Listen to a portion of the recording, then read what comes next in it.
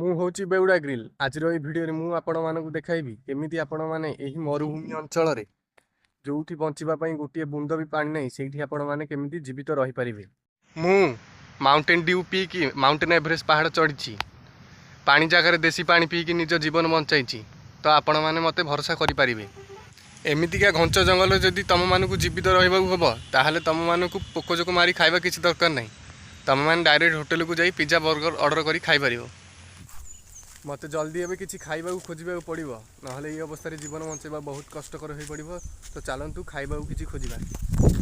ଦେଖନ୍ତୁ ମୋତେ ଏବେ କିଛି ଖାଇବାକୁ ମିଳିଯାଇଛି। ଏହି ଖାଇବାକୁ ଆମ ବୁଢ଼ା ଲୋକମାନେ ସେମାନଙ୍କର ଦୁଃଖ କଷ୍ଟ ଦୂର କରିବା ପାଇଁ ଏବଂ ଗଣ୍ଠିର ବାତ ଦୂର କରିବା ପାଇଁ ପିଉଥିଲେ।